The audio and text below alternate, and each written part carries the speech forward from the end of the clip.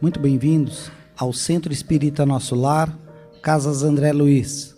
Esta casa que abre suas portas diariamente e acolhe a todos com muito amor, com muito carinho. Sintam-se abraçados, que estamos entre amigos. E como costumamos lembrar, este ambiente já foi harmonizado, já foi preparado pela equipe espiritual, onde depositaram energias salutares para o nosso tratamento. Mas é importante para que a gente consiga captar essas energias, que a gente busque elevar os nossos pensamentos, estar sempre com os pensamentos voltados para a espiritualidade. E para isso eu convido a todos para uma prece. Então vamos juntos, imaginando a figura meiga, a figura pacata do nosso Mestre Jesus, cada um à sua maneira. Aquele que quiser fechar os olhos, que feche, como um recurso a mais de concentração. Mestre Jesus, amigos da espiritualidade, aqui estamos mais uma vez para compreender os ensinamentos dessa doutrina, para compreender os ensinamentos do Evangelho do Cristo. Que possamos, Senhor, nos momentos que aqui estaremos, consigamos captar esses ensinamentos, consigamos guardá-los em nosso coração e juntos consigamos a tão sonhada, tão desejada progressão, que consigamos progredir espiritualmente. Que assim seja, graças a Deus. O tema da palestra de hoje será o ponto de vista, extraído do Evangelho segundo o Espiritismo, capítulo 2. E quem falará para nós será a nossa companheira Rúbia. Rúbia, seja muito feliz na sua explanação. Obrigada, Fábio. Queridos irmãos, queridas irmãs, que Jesus derrame sobre nós as suas bênçãos, para que a nossa mente, o nosso coração possam assimilar bem os seus ensinamentos. Não há quem não tenha notado o quanto as coisas mudam de aspecto conforme o ponto de vista de que são consideradas. Não só se modifica o aspecto, como também a importância. Vejamos um exemplo. Quando nós nos colocamos no centro de qualquer coisa, mesmo que seja algo pequeno, nos parecerá muito grande.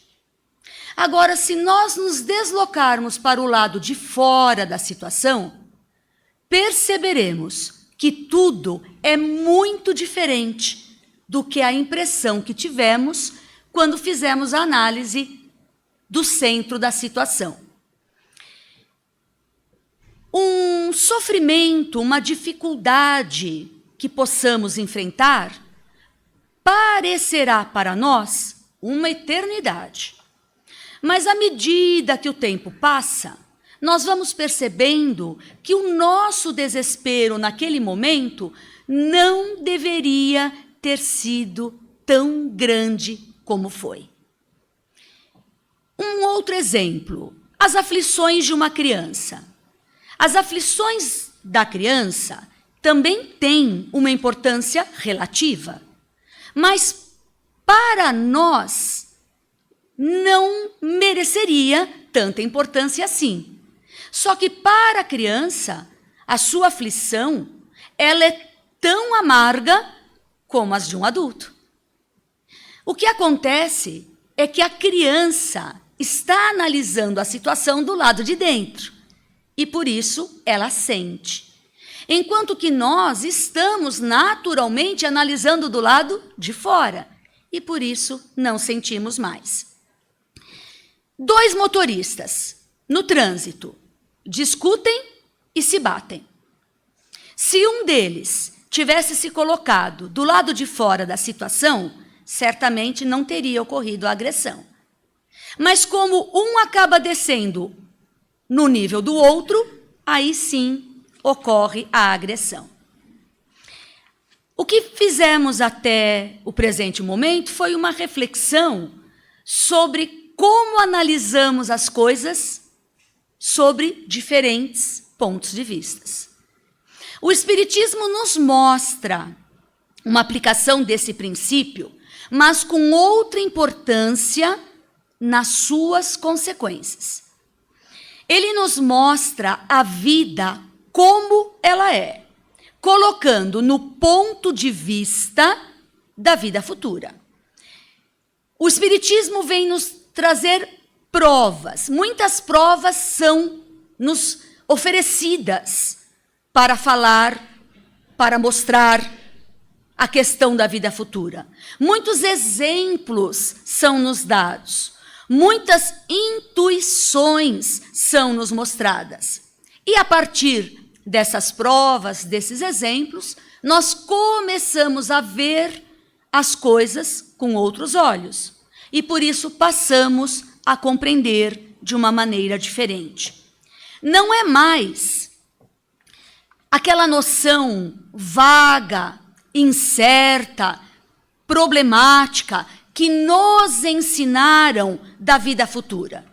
E que, por ter sido uma noção muito vaga, acabou deixando em nós muitas dúvidas. Para o espírita, a vida futura é uma realidade.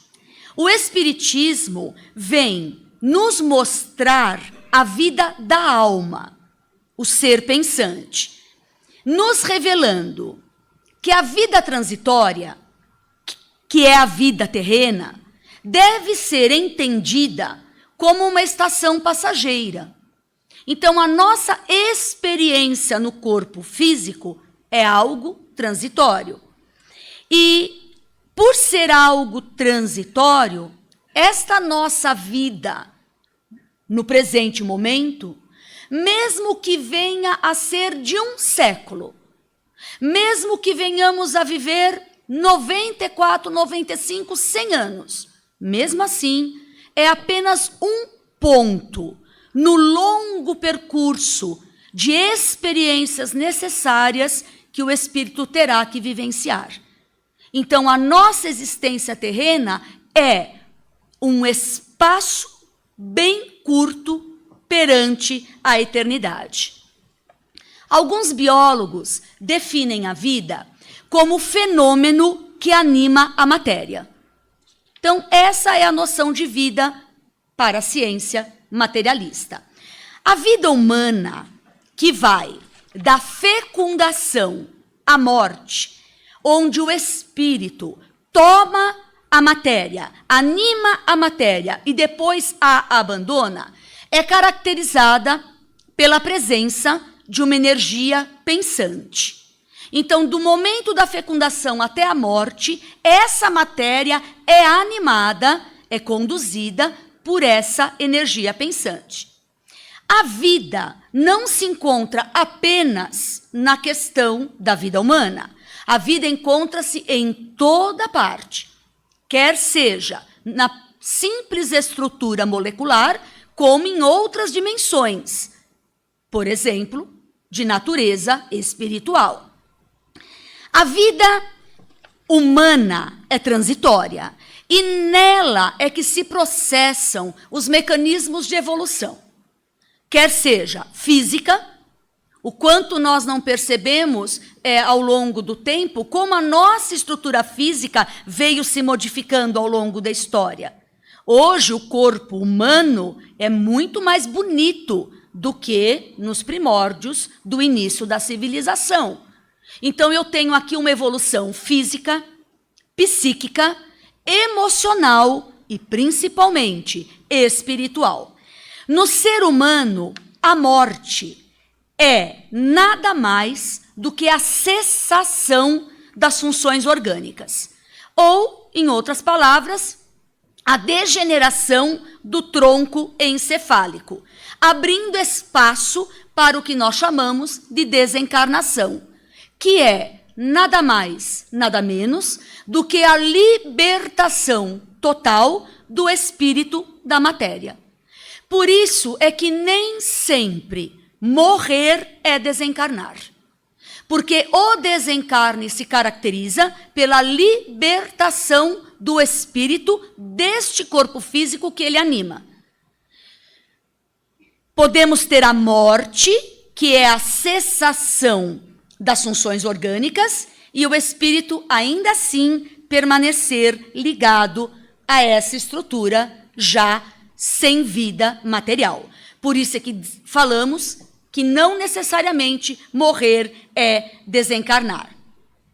Tendo-se em mente que tudo é transitório no mundo físico e que o corpo é, portanto, um instrumento de evolução, nós devemos amar a organização material. Temos que cuidar, temos que zelar, temos que respeitar essa organização material, mas consciente da sua destruição pela morte. A organização fisiológica do ser humano é uma das mais preciosas engrenagens da engenharia genética. E se fizermos uma rápida passagem por toda essa estrutura fisiológica que permite o funcionamento desta máquina, nós nos depararemos com um sistema circulatório constituído por quilômetros de artérias e veias, por onde circula o sangue, que nutre todas as células do nosso corpo humano, por uma bomba cardíaca que começa a pulsar a partir do 20º dia da fecundação. E esta bomba cardíaca propicia a ida deste sangue, quer seja para o cérebro, quer seja para os pés. Temos ainda um sistema nervoso magnífico, que é responsável pela harmonia de todo esse funcionamento material, sem contar da participação das glândulas endócrinas especializadas, que num ritmo que transcende a capacidade do entendimento humano, contribui para o equilíbrio desse equipamento, quer seja físico, psíquico ou emocional. Porque nós sabemos a influência que sofremos sob a ação desses hormônios liberados por essas glândulas endocrínicas. Toda esta máquina é ativada pela emissão de uma energia que procede da mente. Então, por mais que nós nos deparamos com esta extraordinária máquina constituída por essas funções que transcendem até mesmo a nossa compreensão, não podemos nos esquecer que o que anima tudo isso é uma energia que procede da mente. Mente essa que é o instrumento de manifestação do espírito. Quer consciente ou não que nós possamos ser da sua existência e da sua importância. Todo o comando, portanto, encontra-se no espírito, que vitaliza essa instituição, essa constituição material e controla. Então, o espírito não só dá vida, como está sob o seu comando, o seu controle, contribuindo dessa forma para que as nossas funções tenham êxito ou até mesmo desorganizações. Essa máquina extraordinária, que a nenhuma outra se compara, foi trabalhada pelas leis divinas ao longo de 2 bilhões de anos. De tal forma que, através dela, o espírito pudesse desenvolver as suas potencialidades. Portanto, a bênção do crescimento por meio de um corpo físico é algo de enorme valor e vai refletir as necessidades de cada espírito, que é responsável pelo seu comportamento. O corpo, portanto, deve ser considerado um santuário sublime. Por isso é que nós comentamos que devemos amar, cuidar, zelar por essa estrutura. É algo que a vida oferece ao espírito para que ele possa desabrochar valores que estão ainda adormecidos. Os maiores perigos são as imperfeições morais, que teimam em nos fazer repetir os mesmos erros do passado, tornando o nosso processo de desenvolvimento cada vez mais doloroso. Se a vida inteira é tão pouca coisa, como nós comentamos, nem que ela seja uma vida de um século, ela é tão pouca coisa comparada à vida da alma, o que serão então as atribulações da vida? Por que temos tantas dificuldades em nosso caminho? Acontece que o homem se coloca no centro da vida. Por isso a reflexão inicial do nosso ponto de vista. O homem se coloca no centro da sua existência e dá a ela uma importância como se tudo fosse durar para sempre. Para o homem, para o ser humano, tudo assume proporções colossais. Uma decepção o desespera. Uma palavra que ele não gosta o enfurece. Uma injustiça o tira fora de si. Com a visão limitada do presente, dá uma importância enorme aos menores acidentes, às menores atribulações que possa vir a enfrentar. Por quê? Porque o objetivo do homem é triunfar sempre. Então, quando ele se vê em dificuldade para esse triunfo, ele se enfurece, ele se decepciona, ele se desestrutura. Mas nós vamos questionar, o que seria esse triunfar? Nesta vida tão curta diante do processo evolutivo. Acreditamos que seria criar meios mais honestos para uma existência mais tranquila. Triunfar seria criar condições para o desenvolvimento da inteligência, ou ainda realizar trabalhos úteis para a humanidade. Mas não é esse o triunfar que a criatura busca nas suas experiências. Para ele, triunfar é passar por cima do seu semelhante, é afastá-lo, derrubá-lo para tomar o seu lugar. Esse é o triunfo que nós buscamos. E para tão belo triunfo, que às vezes a morte não deixa a pessoa usufruir 24 horas, quantas preocupações que foram desprendidas, quantas angústias, quanta raiva, quantas noites de insônia, para às vezes conquistar algo que, como diz no Evangelho, naquela noite a alma seria retirada, a alma seria ceifada. E dessa forma, na ausência de um triunfo, o homem culpa a sua má estrela, a sua má sorte, quando na realidade a questão do não sucesso está atrelada a uma inabilidade, a uma incapacidade do próprio ser. O homem assume a tarefa de tornar os poucos instantes que passa pela vida os mais penosos possíveis, se esquecendo que não tem o controle do dia seguinte.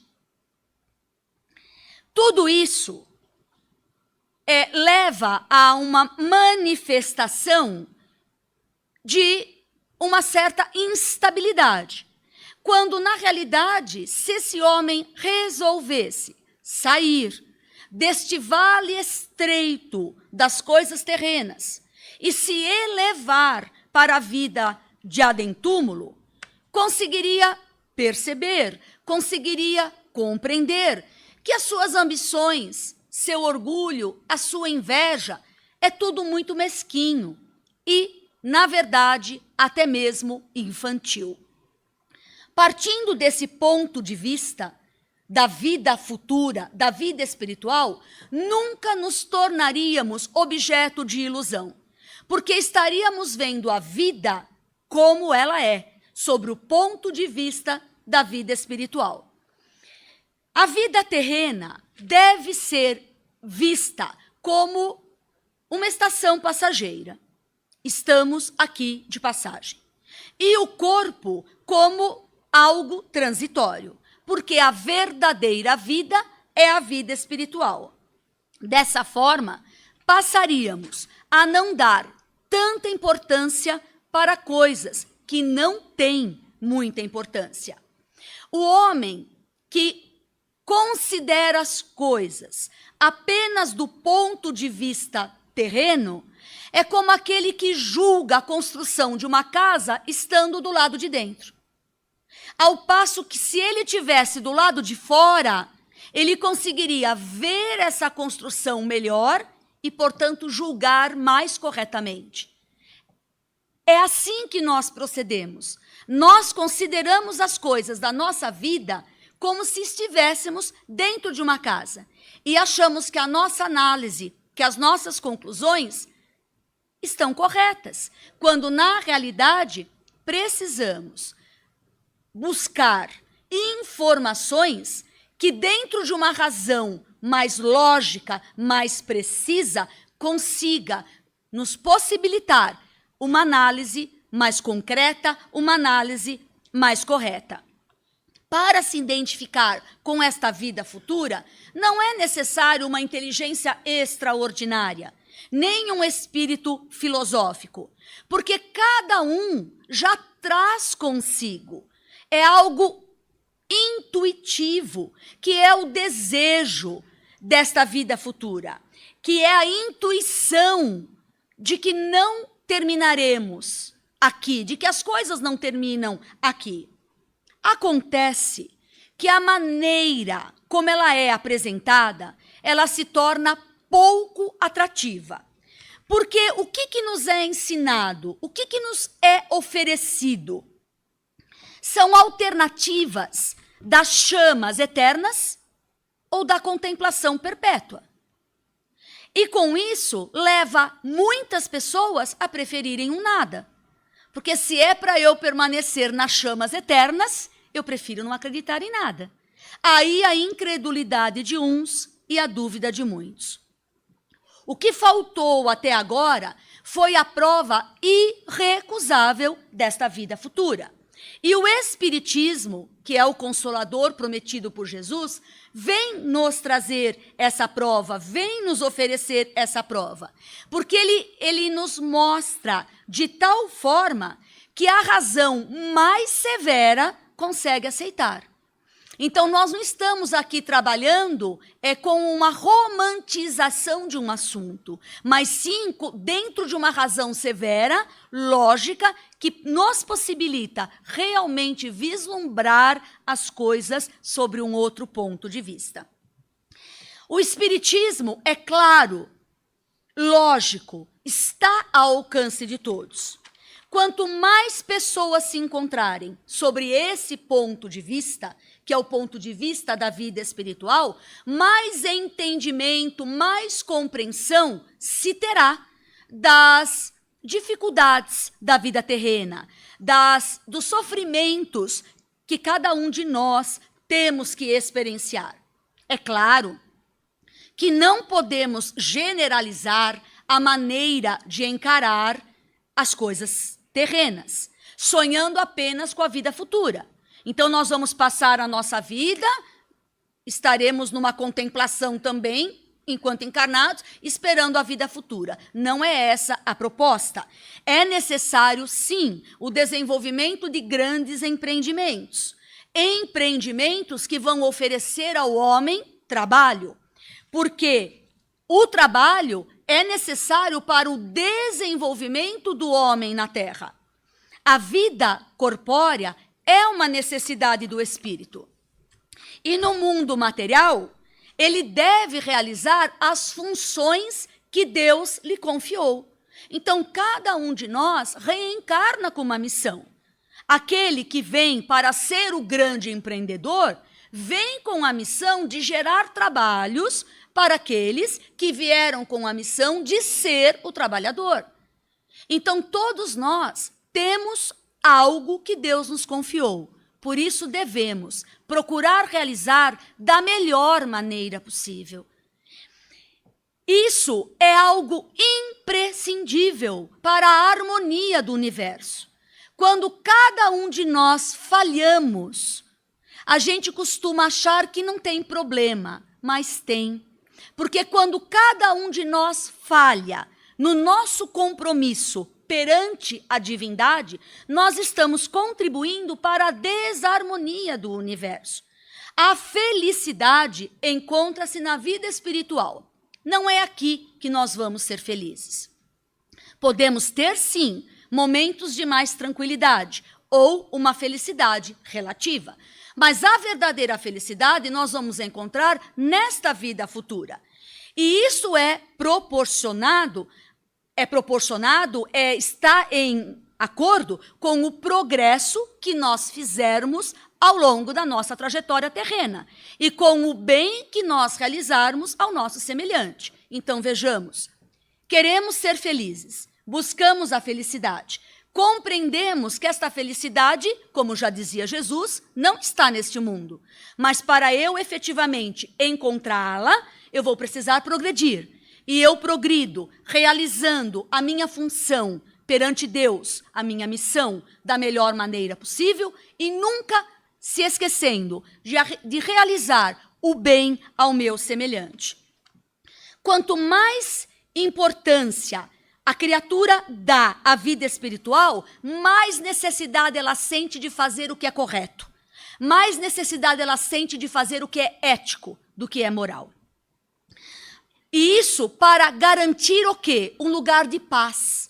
Porque nós sabemos que a nossa estada é passageira. Nós sabemos que nós estamos aqui num período transitório. Portanto, quando retornarmos à vida espiritual, nós queremos ter condições de nos encontrarmos num lugar de paz. A experiência daqueles que já viveram vem provar que uma vida terrena inútil, mal empregada, não tem utilidade, não tem proveito nenhum para a vida futura. E que aqueles que só buscam as coisas materiais, aqueles que desperdiçam o seu tempo, que é tão curto, buscando as coisas materiais, pagam muito caro por isso, quer seja com o sofrimento em que se deparam quando estão no mundo espiritual, quer seja pela necessidade de recomeçar a sua tarefa outra vez. Porque nós não temos um compromisso com as leis de Deus? Então, se nós não cumprimos esse compromisso, nós teremos que recomeçar novamente. E, às vezes, em situação muito mais penosa do que aquela que nós deixamos no passado. Considerando as coisas desse mundo sobre o ponto de vista espiritual, estamos longe de querer dizer que temos que viver uma vida de ociosidade ou que temos que encarar as coisas da vida com despreocupação. Não é isso. Temos que dar o devido valor, a devida importância, mas sem nos desestruturarmos. O homem que compreende melhor a necessidade das suas experiências terrenas, a necessidade do trabalho, sobre o ponto de vista espiritual, consegue vivenciar as coisas dentro de um equilíbrio maior. Porque aquele que encara as experiências da vida, a necessidade do trabalho, sobre o ponto de vista terreno, ele se sente muitas vezes injustiçado, porque ele se compara ao seu semelhante, que às vezes não tem tanta necessidade de trabalhar como ele.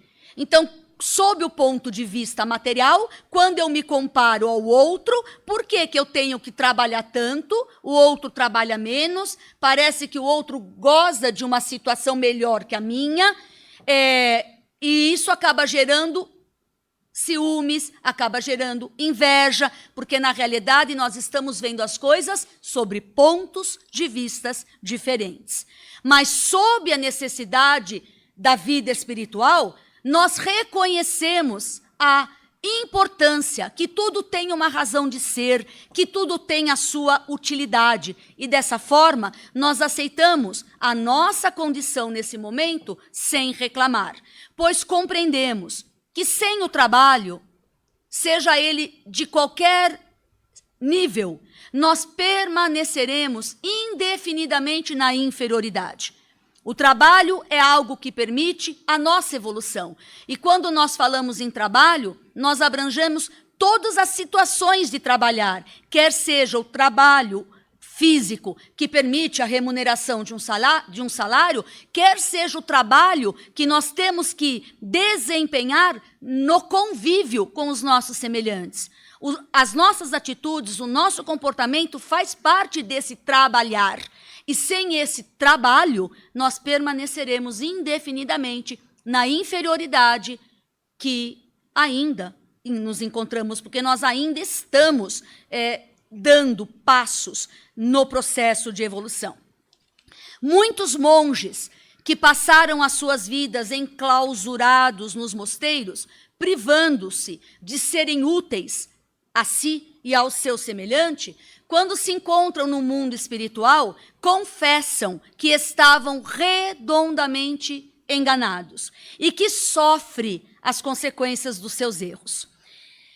Tal ponto de vista possibilita ao homem suportar melhor as tribulações da vida. É natural que o homem busque na terra o seu bem-estar. É natural que o homem procure tornar a sua existência terrena mais agradável. Mas sabendo que aqui está de passagem e que um futuro melhor o aguarda, não se atormenta com as decepções. Recebe as contrariedades da vida com menos amargura. Fica indiferente às situações em que possa ser envolvido como vítima. Reduz a um valor justo as suas ambições. É liberto das preocupações criadas pelo homem. E mais livre para exercer um trabalho proveitoso para si e para o outro. Está longe de mal querer o inimigo, porque ele compreende que é uma oportunidade que está lhe sendo oferecida para exercitar a paciência, a moderação. Tal é o resultado da diferença do ponto de vista em que a vida possa ser analisada. Muita paz a todos. Chegou o momento de realizarmos perguntas a palestrantes ou alguma colocação. Basta levantar o braço, a mão, que o nosso companheiro levará o microfone até você.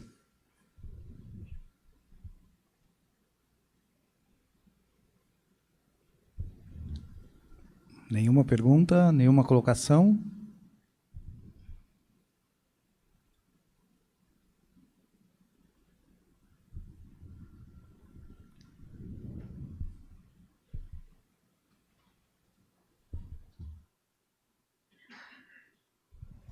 Oi, bom dia. Bom dia. A todos.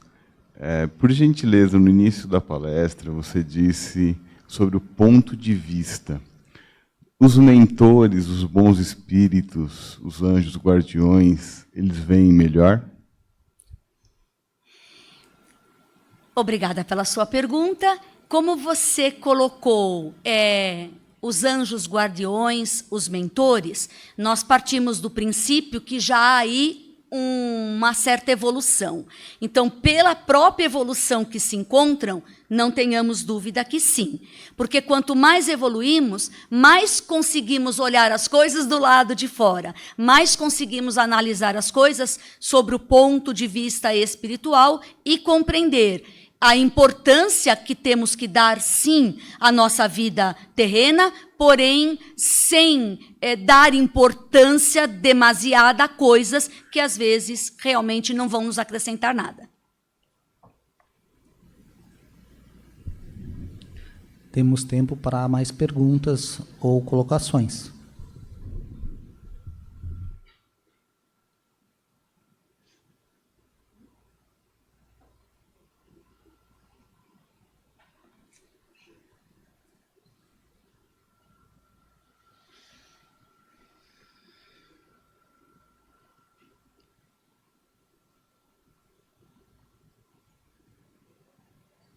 Eu queria que você, se você pudesse explanar mais sobre a morte e o desencarne, que eu não entendi direito. Obrigada. Também agradeço a pergunta da senhora. A morte é caracterizada pela cessação do funcionamento orgânico. Então, quando temos um corpo aparentemente sem responder aos sinais vitais, nós temos aí a morte. Só que não necessariamente podemos dizer que houve um desencarne, porque o desencarne é a libertação total do espírito dessa matéria. Muitos depoimentos nós temos de espíritos amigos, e mesmo aqueles que passaram pela experiência, que permanecem bons tempos, às vezes, ligado àquela matéria ao qual não mais lhe pertence. Então, sucedeu-se a morte, houve a cessação dos sinais vitais, houve a cessação do funcionamento orgânico, porém, o espírito permanece fluidicamente, energeticamente ligado àquela matéria. E, dessa forma, sofre muitas vezes tudo que está acontecendo com aquele corpo. Por exemplo, um espírito demasiadamente apegado à matéria, ele chega a sentir os vermes corroendo a matéria no processo de decomposição. Isso não é desencarnar. Desencarnar é se liberar da matéria. Então, nós agradecemos a este veículo físico que nos foi emprestado, concedido pelo Pai, pelo Criador, para que pudéssemos desabrochar, vivenciar as nossas potencialidades. Terminado o nosso período aqui na Terra, se bem compreendemos as coisas sobre o ponto de vista espiritual, a matéria expulsa o espírito. Não é o espírito que deixa a matéria, justamente pela cessação do funcionamento orgânico. Então, quando essa matéria nos expulsar, nós seguiremos para uma outra dimensão de natureza espiritual e não mais ficaremos preocupados ou presos às questões materiais. Espero ter conseguido responder. Devido à nossa disciplina de horário, não temos tempo para mais perguntas ou colocações. No entanto, a nossa companheira Rúbia estará conosco após o final da palestra. Para aqueles que desejarem fazer uma pergunta diretamente para ela, tenho certeza que ela ajudará na resposta. Muito obrigado, Rúbia, pela excelente explanação. Bem, após tanto ensinamento na palestra de hoje, chegou a hora de doarmos o que temos de melhor, que é o amor. Então vamos juntos, mais uma vez, com pensamento elevado, coração puro, buscando a sintonia com o plano maior e desejar boas vibrações para aqueles que estão nos hospitais, nos orfanatos, nas casas de repouso, que eles sintam o nosso calor, o nosso amor os envolvendo. Vibremos.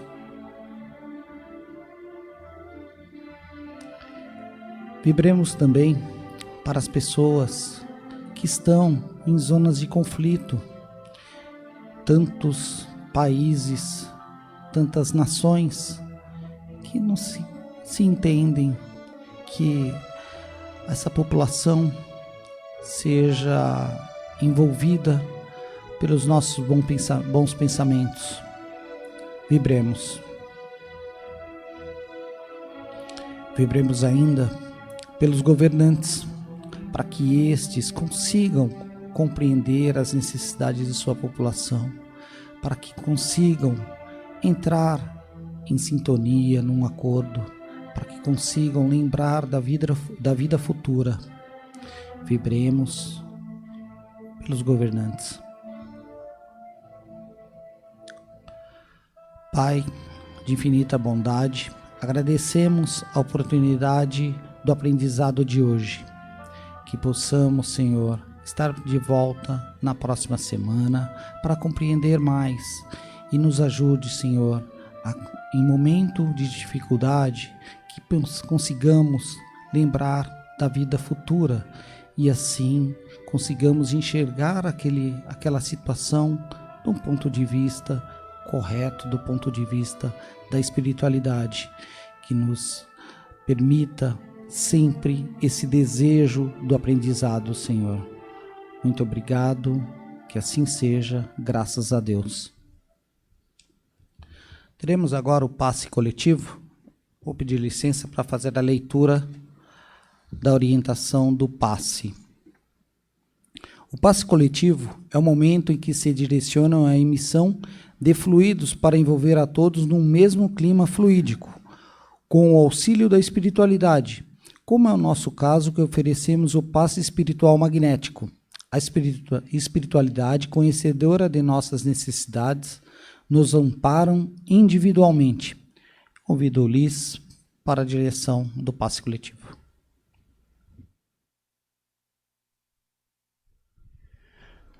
Bom dia a todos. Convido os trabalhadores a se posicionarem para darmos início ao passe coletivo.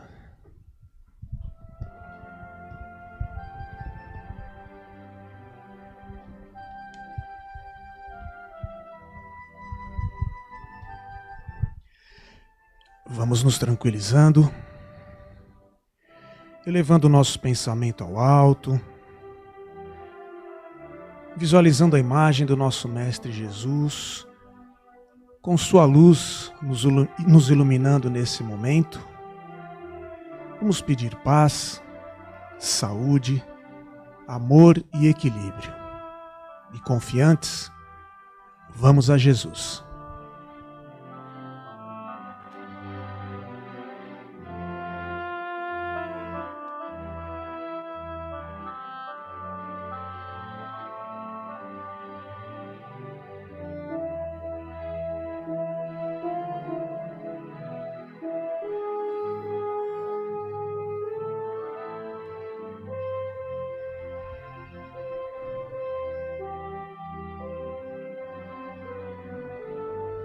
Graças a Deus. O passe à distância, o trabalho agora efetuado por toda a espiritualidade maior. Pedimos para quem for pensar em mais de uma pessoa que pense alternadamente, ora em uma, ora em outra. Ainda com o nosso pensamento elevado, visualizando a imagem dos nossos entes e amigos queridos, com a luz de Jesus mais uma vez iluminando a todos esses nossos entes e amigos queridos, para que sejam atendidos em suas necessidades, sempre de acordo com a vontade do nosso Pai Maior. Vibremos intensamente paz, saúde, amor e equilíbrio. Vamos a Jesus.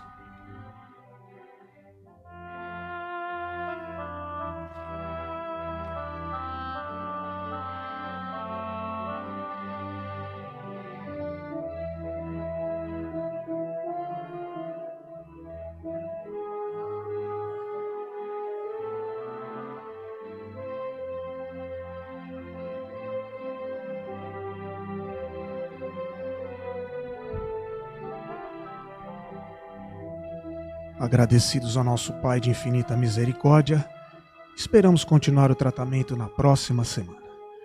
Graças a Deus. Obrigado aos trabalhadores. Obrigado, Ulisses. Obrigado aos trabalhadores. E o tema para a nossa próxima palestra será um tema livre: ignorância e consciência.